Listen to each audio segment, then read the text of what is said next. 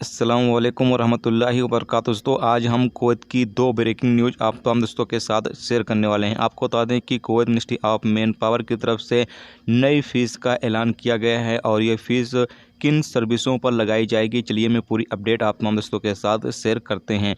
तो अगर आप कुवैत में रहते हैं, कुवैत के हालात वाक़यात से बाखबर रहना चाहते हैं तो इस वीडियो को आप शुरू से लेकर आखिर तक जरूर देखें। चलिए फिर बढ़ते हैं अपडेट की तरफ।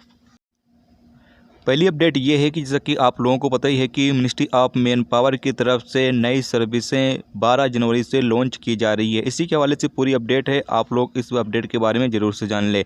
व्यापार और उद्योग मंत्री फैसल अल मिदलेज ने पब्लिक कटौती के जरिए प्रदान की गई सेवाओं पर नई फीस लगाने का फैसला जारी किया है।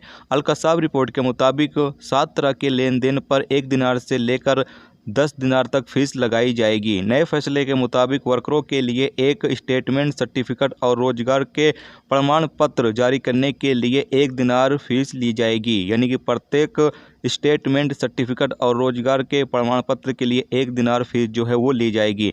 जबकि कपीलों की फाइल के लिए एक सिग्नेचर अप्रूवल प्रमाण पत्र जारी करने के लिए 5 दिनार फीस वसूल किया जाएगा।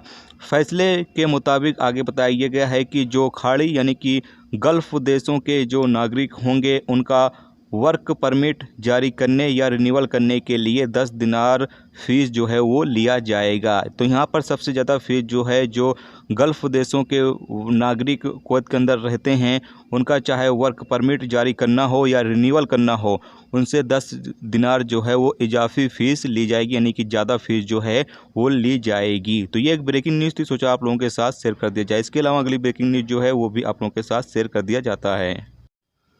अगली अपडेट ये है कि कुवैत को इस हफ्ते कोरोना वायरस वैक्सीन का एक नया शिपमेंट प्राप्त होगा।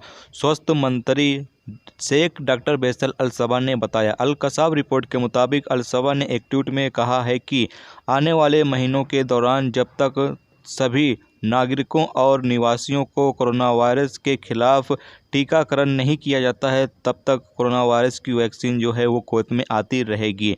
कोरोना वायरस की वैक्सीन जो अभी कुवैत में आ रही है वो फाइजर कंपनी के जरिए जो तैयार शुदा कोरोना वायरस की वैक्सीन है वो आ रही है, जबकि पहली खेप जो है वो कुवैत में 23 दिसंबर को पहुंची थी, जबकि 24 दिसंबर से टीकाकरण जो है वो कुवैत में शुरू कर दिया गया था और पहले जो बुजुर्ग हैं और जो फ्रंट लाइन वर्कर हैं उनको टीकाकरण किया जा रहा है। बाकी वेबसाइट जो है वो लॉन्च कर दी गई है और जो लोग कुवैत के अंदर रहते हैं, चाहे वो कुवैती शहरी हों या फिर अजनबी हों, तमाम लोग जो है वो उस वेबसाइट पर जो है वो खुद को रजिस्टर कर सकते हैं कोरोना वायरस की वैक्सीन लगवाने के लिए। तो ये थी दोस्तों कुवैत की दो बड़ी अपडेट जो आप लोगों के साथ शेयर की गई है। तो उम्मीद करता हूँ ये वीडियो आपको पसंद आई होगी। पसंद आई है लाइक और शेयर जरूर करें। चलिए फिर मिलते हैं नेक्स्ट वीडियो में नेक्स्ट टॉपिक के साथ। जब तक कि अपना ख्याल रखें। खुदा हाफ़िज़।